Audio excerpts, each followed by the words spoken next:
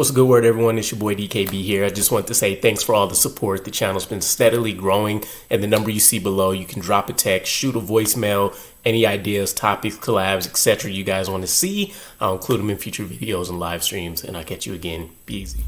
What's a good word, Jets fans? It's your boy DKB here. And through the first week of training camp, there was a surprise name on the list of standouts who apparently has been turning heads all offseason, and this actually dates back to last year as well in undrafted free agent wide receiver Brandon Smith. Now, nondescript name, nondescript player, right? If you aren't someone who tends to have great recall of prior training camp standouts and even necessarily care about preseason games in and of itself, this isn't going to be one that you're too familiar with, but we picked him up last year. He was coming off an XFL UFL 2-year stint, and he's a player that went undrafted in 2021, I believe it was, and I think he landed with the Cardinals for a little bit, but wasn't necessarily ever able to make the active roster or get into any real games. So when we picked him up last year, he was a player that was known to go out and make some highlight reel catches over the course of OTAs and training camp, and he's back doing the same thing so far. Apparently he had some pretty big connections with Tyrod Taylor, has also been able to be on the receiving end of a couple of bombs or a couple precision passes, as rare as it has been from Adrian Martinez and Brady Cook. But when you look at the wide receiver room and how open, spots 2 through maybe 7 or 8 are, it's not impossible for Brandon Smith to go out here and steal a spot that, from a number standpoint, probably dictates he shouldn't.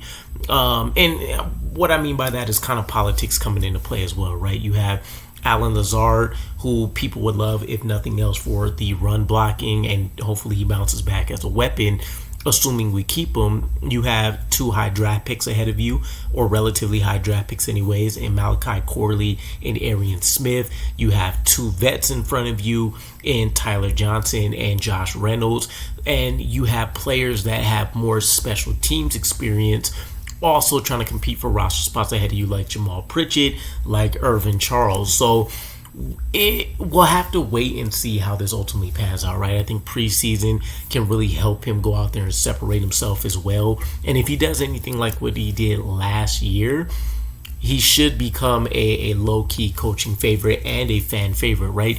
To catch you guys up, during his preseason games last year, he was targeted, 5 times, 4 of those being contested catches, and he was the only player in preseason to have a minimum of 4 contested catches and make 4 contested targets or more and catch all of them. So small sample size. Obviously we know how vanilla things can be in preseason in and of itself, but this is a deep secondary, especially at cornerback specifically. So the fact that he's going out there and winning some of these matchups is really, really big for himself. And you'd hope, right? I think we have a pretty long history of finding successful undrafted free agents and being able to churn out a decent-ish career for them, if not some superstars, right? Take a look at Damien Harrison, for example, Damon Harrison. But he's a guy that feels like could be a younger version of someone that you would like an Allen Lazard, right? He's strong at run blocking.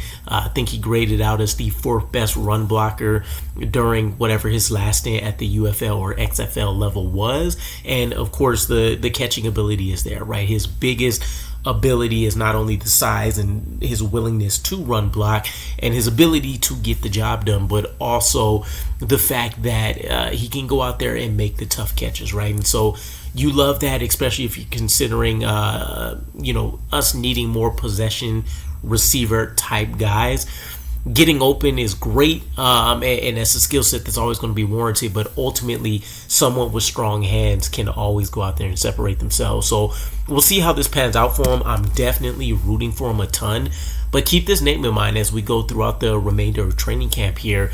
And once these pads come on, once we start seeing more of these one-on-one drills between defender and receivers and running backs, etc., don't be surprised if you hear his name a few more times. And if he ends up having his name fall out of Aaron Glenn's mouth or one of the wide receiver coaches, like Sean Jefferson, for example, note that away and kind of bump him up maybe a spot or two on the depth chart. So let me know what you guys think, though. Brandon Smith, a potential secret roster, I don't want to say lock, but sneaky roster link, or sneaky roster lock, I guess. I feel like I'm getting into sneaky link territory here. So let's wrap this up. Ultimately, let me know what you guys think if Brandon Smith can find a way to carve out a spot on this roster, and I'll catch you guys again. Peace.